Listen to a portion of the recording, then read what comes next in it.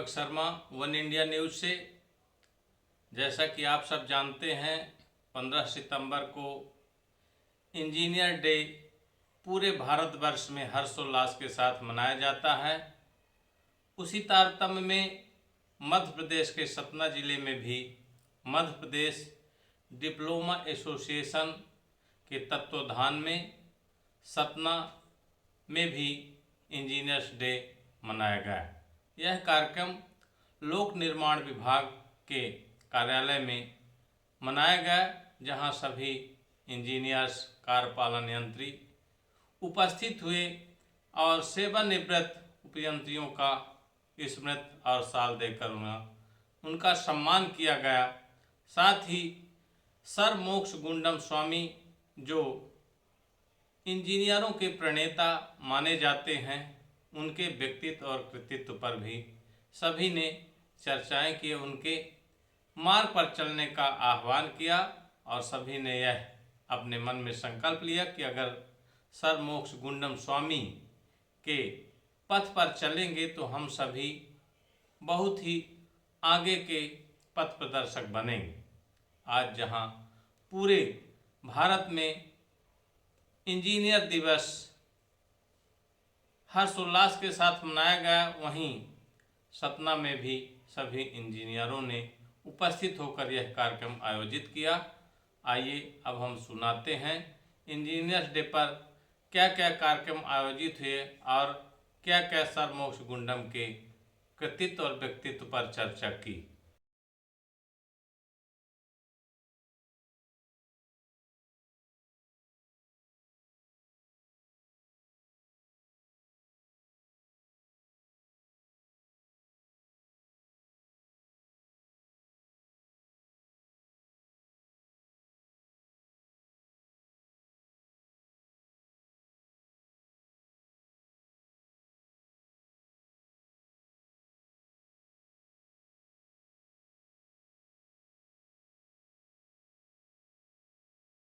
श्रीदेवी जी वो मंच पे आए और स्मृति आई एम श्रीदेवी जी।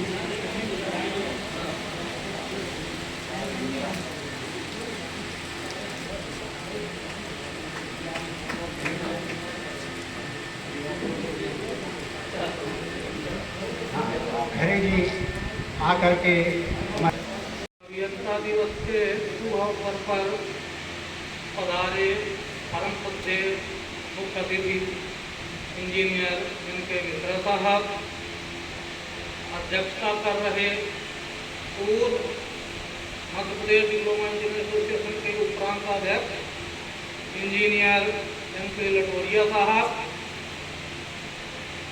विशिष्ट अतिथि सेवानिवृत्त कार्यपालन यंत्री आदरणीय विश्वकर्मा साहब, हमारे कार्यपालन मंत्री WRD आदरणीय इंजीनियर RS भट्ट साहब, पूर्वा कैनाल नंबर 2 के कार्यपालन मंत्री आदरणीय इंजीनियर LP तिवारी साहब, हमारे संगठन के पूर्व जिलाध्यक्ष एवं उपाध्यक्ष आदरणीय इंजीनियर DP पांडे जी, हमारे मंच को संचालन करता परमादरणीय इंजीनियर SN पांडे जी, एक वर्ष के अंतर्गत सेवानिवृत्त हुए अभियंता साथी, पूर्व में भी सेवानिवृत्त हुए वरिष्ठ अभियंता साथी उपस्थित, हमारे सभी इंजीनियर साथियों एवं बहनों एवं सभी साथियों का यहाँ पर पधारने का बहुत बहुत स्वागत करता हूँ, धन्यवाद देता हूँ, अभिनंदन करता हूँ।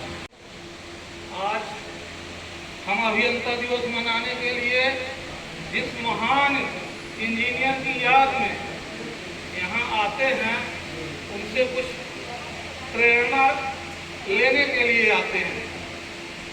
अभियंता दिवस मनाने का उद्देश्य, ये जो सब आप बैठे हैं, आपके कर्तव्य निष्ठा, आपके ज्ञान कौशल और जो परिश्रम करने की प्रेरणा मिलती है ये अभियंता दिवस मनाने से, मेरी समझ से यही उद्देश्य है।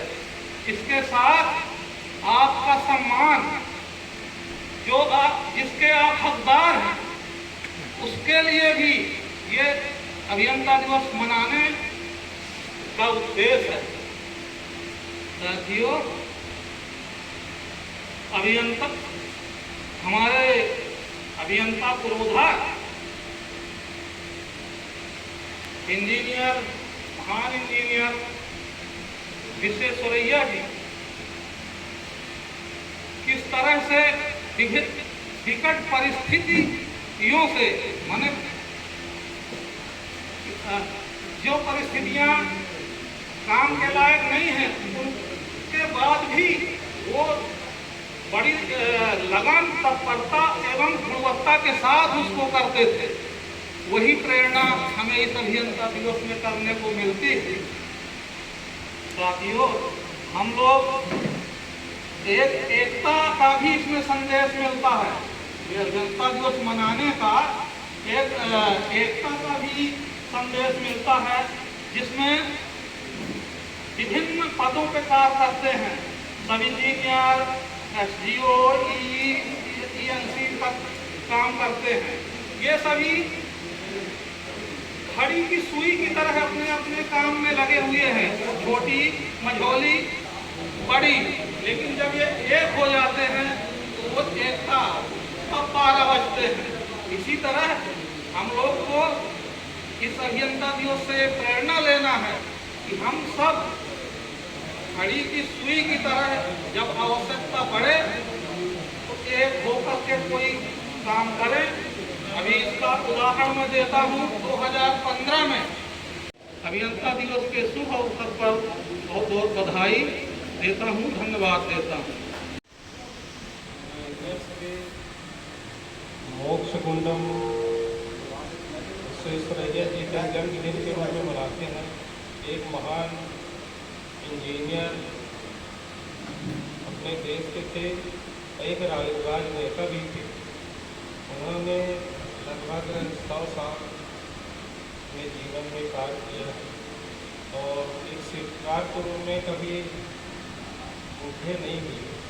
शिल्पकार मतलब होता है कि कोई न कोई नई संरचनाएं आगे अपनी देते रहते हैं, नई जन्मी आविष्कार कोई न कोई वृद्धि करते हैं।